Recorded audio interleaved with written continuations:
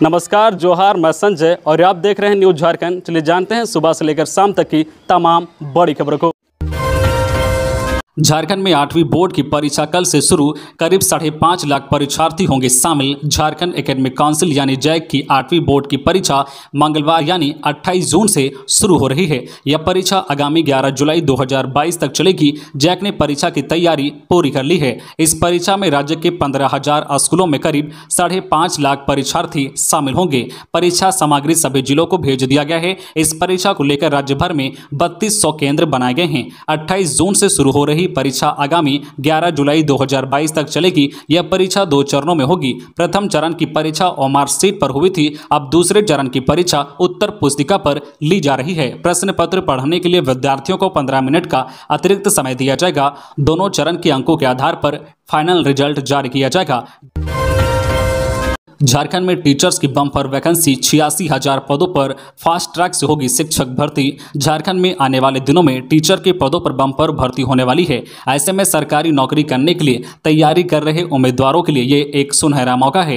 एक निजी कार्यक्रम में राज्य के शिक्षा मंत्री ने इसकी जानकारी दी है। शिक्षा मंत्री जगन्नाथ महतो ने कहा है कि झारखंड में फास्ट ट्रैक के माध्यम से 86,000 टीचर्स की नियुक्ति की जाएगी। उन्होंने इस बात पर जोर दिया है कि राज्य के स्टूडेंट्स को शिक्षा देने के लिए टीचर्स की जरूरत है। राज्य सरकार टीचर भर्ती को लेकर एक्टिव नजर आ रही है। शिक्षा मंत्री महतो ने कहा है कि 26,000 पदों पर टीचर्स की भर्तियां तत्काल प्रभाव से की जाएगी। इसके अलावा 60,000 पदों के सृजन प्रक्रिया के पूरा होते ही बहाली शुरू की जाएगी।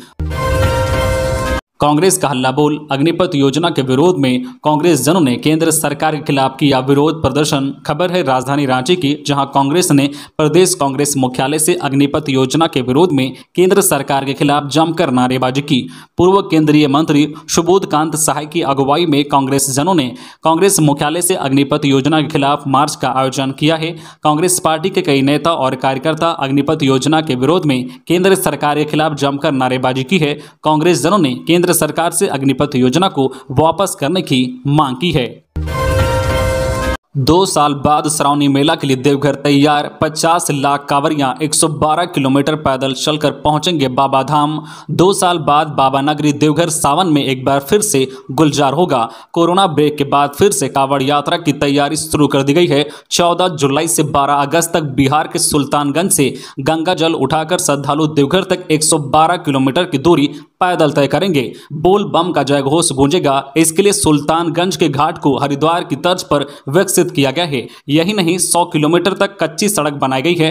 कोरोना के कारण 2 साल बाद शुरू हो रहे इस मेले में इस बार हर रोज 1 लाख से 1.5 लाख श्रद्धालुओं के देवघर पहुंचने की संभावना जताई जा रही है। इस हिसाब से 1 महीने तक चलने वाले इस मेले में लगभग 50 लाख श्रद्धालु देवघर पहुंचेंगे। 112 किलोमीटर के रास्ते में जहां 1000 CCTV कैमरे लगाए जाएंगे, तो सुरक्षा से लेकर स्वास्थ्य विभाग की पूरी तैयारी की जा रही है। हर 1 किलोमीटर में हेल्थ सेंटर बनाए जा रहे हैं। साथ ही रैब के जवानों को सुरक्षा में तैनात किया जाएगा। इसके अलावा इस बार फूड इंस्पेक्टर को फूड स्टॉल की नियमित जांच के लिए लगाया गया है। इसके अलावा बाबा मंदिर में भी कई जरूरी बदलाव किए गए हैं।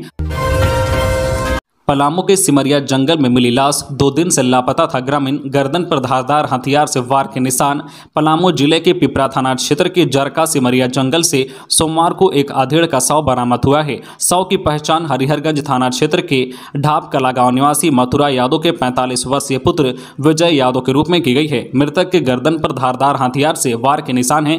पुलिस ने मृतक के स्वजनों से घटना के बारे में पूछताछ की है। इसके बाद शव को कब्जे में लेकर पोस्टमार्टम के लिए भेज दिया है। खबरों में आगे बढ़ने से पहले आपसे रिक्वेस्ट है कि अगर आप चैनल को सब्सक्राइब नहीं किए हैं तो प्लीज चैनल को सब्सक्राइब करके बेल आइकन प्रेस कर दे, जिससे आपको झारखंड की हर छोटी बड़ी खबर का अपडेट आप तक पहुंचता रहे। चलिए बढ़ते हैं खबरों की ओर।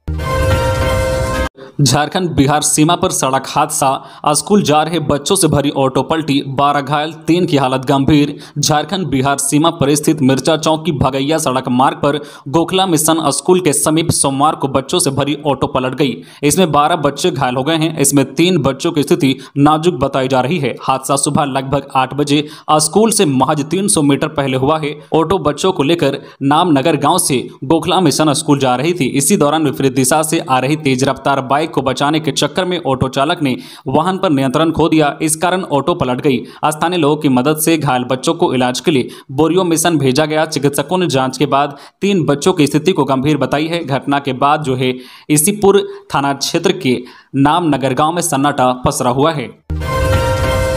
1 जुलाई से देश में सिंगल यूज प्लास्टिक पर बैन, झारखंड में शुरू हुई सख्ती।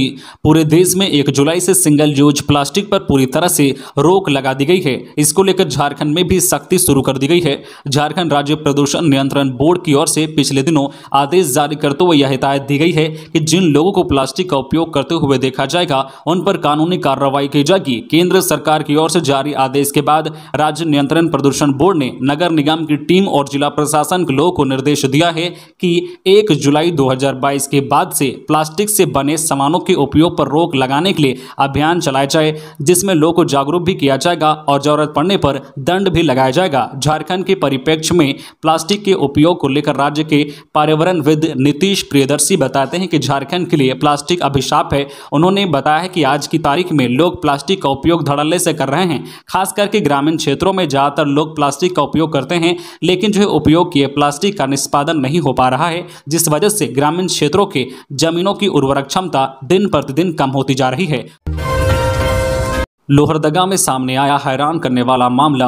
नाबालिग लड़की की मां के व्हाट्सएप पर अश्लील फोटो भेजकर ब्लैकमेलिंग, मांगे 10 लाख। लोहरदगा में हैरान करने वाला मामला सामने आया है।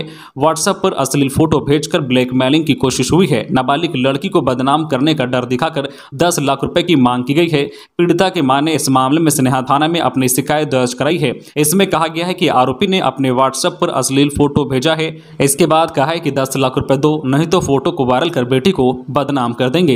पुलिस पूरे मामले की जांच के साथ अनुसंधान शुरू कर दी है। बताया जाता है कि स्नेहा थाना क्षेत्र की रहने वाली एक महिला के व्हाट्सएप पर एक दूसरे नंबर से एक फोटो भेजा जाता है। इस फोटो में चेहरा तो महिला की बेटी का है, लेकिन शरीर का शेष भाग किसी दूसरे का दिखाई देता है। इसके बाद फोटो भेजने वाले ने फोन पर कहा है कि 10 लाख रुपए दो, नहीं तो इस फोटो को वायरल कर देंगे। रांची में जगन्नाथपुर रथ यात्रा के दौरान तैनात रहेंगे 300 महिला पुरुष स्वयंसेवक, सुरक्षा के पुख्ता इंतजाम। झारखंड की राजधानी रांची में 1 जुलाई को श्री जगन्नाथ स्वामी जी मुख्य मंदिर में रथ यात्रा के दिन 300 महिला पुरुष स्वयंसेवक तैनात होंगे। रथ मेला के दौरान शांति व्यवस्था को लेकर यह फैसला लिया गया है। झारखंड आदिवासी सरना विकास समिति ने इस पर फैसला लिया है। समिति के अध्यक्ष मेघा उरांव ने कहा है कि निर्णय लिया गया है कि 1 जुलाई को झारखंड की ऐतिहासिक रथ यात्रा में श्रद्धालुओं की और मेला में शांति व्यवस्था बनाए रखने के लिए समिति की ओर से 300 महिला पुरुष स्वयंसेवक तैनात रहेंगे। उन्होंने कहा है कि 2 साल के बाद मेला लग रहा है, इसलिए भीड़ काफी होगी। इसके लिए हम सभी को मुस्तैद रहने की जरूरत है। निर्णय। राज्य सरकार ने नियुक्ति नियमावली में किया संशोधन। विशेषज्ञ चिकित्सकों की कमी दूर करने के लिए वेतन व नियुक्ति की उम्र बढ़ाई। सरकार ने राज्य में विशेषज्ञ चिकित्सकों गैर शैक्षणिक की कमी दूर करने के उद्देश्य से नियुक्ति नियमावली में संशोधन किया है। इसके तहत सामान्य जाति के विशेषज्ञ चिकित्सकों की नियुक्ति अब 45 वर्ष और SC/ST की नियुक्ति 50 साल की उम्र तक की जा सकेगी। साथ ही विशेषज्ञ चिकित्सकों को पे बैंड 3 के लेवल 11 में 15,600 से 34,800 का वेतनमान और 6600 रुपए का ग्रेड पे दिया जाएगा। सरकार ने यह निर्णय डॉक्टरों व उनके संगठनों द्वारा दिए गए सुझाव के आलोक में लिया है। नियुक्ति के लिए शैक्षणिक योग्यता, इंटरव्यू और अनुभव के आधार पर JPSC द्वारा मेरिट लिस्ट तैयार किया जाएगा।